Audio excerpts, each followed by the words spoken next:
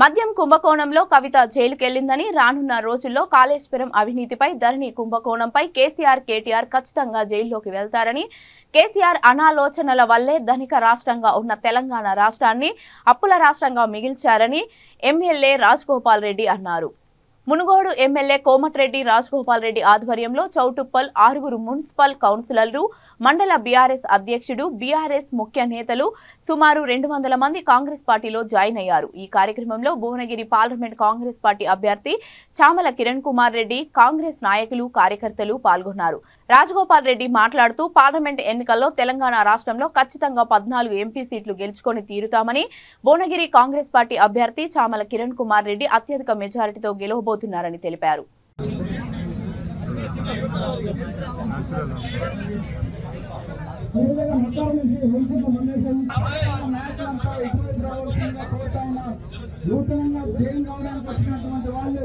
Congress party గ్రామ శాఖలు బాధ్యత తీసుకొని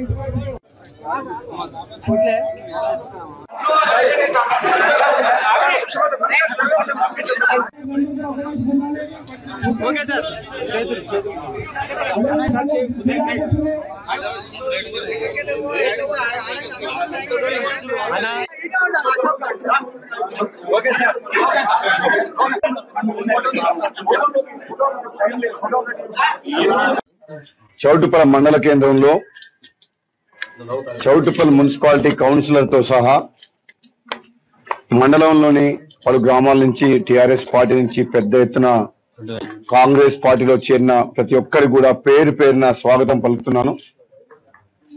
తెలంగాణ ఇచ్చిన కాంగ్రెస్ పార్టీకి మొట్టమొదటిసారి తెలంగాణ వచ్చిన తర్వాత, అధికారంలోకి వచ్చిన తర్వాత తెలంగాణ సమాజం కూడా ఈరోజు గత 10 సంవత్సరాలుగా ఏదైతే టిఆర్ఎస్ ప్రభుత్వంలో వాళ్ళ బతుకులు మారలేదో, జీవితాల్లో వాళ్ళ ఏదైతే మార్పు వస్తుంది, మాకు ప్రభుత్వం అండగా ఉంటుంది, తెలంగాణ వస్తే మాకు లాభం జరుగుతుందని చెప్పి భావించిన వివిధ వర్గాల ప్రజలు ఎంతో నిరాశతోటి 10 ఏళ్ళు ఎదురు చూసి తెలంగాణ ఇచ్చిన సోనియా గాంధీ కాంగ్రెస్ పార్టీ రుణం తీర్చుకోవాలి, ఈ పేదల బతుకులు, బడుగు బలహీన వర్గాల బతుకులు బాగుపడాలంటే కాంగ్రెస్ పార్టీ పేదల పార్టీ, ఇది పేదోళ్ళ రాజ్యం రావాలని చెప్పేసి ఈరోజు పెద్ద ఎత్తున తెలంగాణలో కాంగ్రెస్ పార్టీని గెలిపించుకోవడం జరిగింది.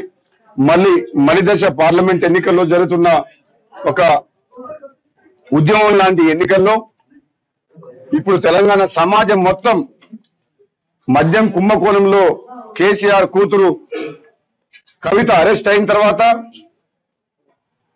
కాళేశ్వరం ప్రాజెక్టు కమిషన్ల కోసం కట్టింది అది కూలిపోయిన తర్వాత, ఈ రాష్ట్రం అప్పుల పాలైంది. కేసీఆర్ తీసుకున్న అనాలోచిత నిర్ణయాల వల్ల ఈ రాష్ట్రం ధనిక రాష్ట్రంగా ఉన్న రాష్ట్రం ఈరోజు అప్పుల పాలైందని చెప్పే విషయం తెలంగాణ ప్రజలకు అసెంబ్లీ సాక్షిగా మేము తేటతెల్లం చేయడం జరిగింది. ఈరోజు రాష్ట్ర ఆర్థిక పరిస్థితి మీద శ్వేతపత్రం విడుదల చేయడం జరిగింది. అదేవిధంగా ఇప్పుడు కొత్తగా లేటెస్ట్ గా ఈ ఫోన్ ట్యాపింగ్ కేసు, గతంలో మునుగోడు ఉప ఎన్నికల్లో మొదలైన ఫోన్ ట్యాపింగ్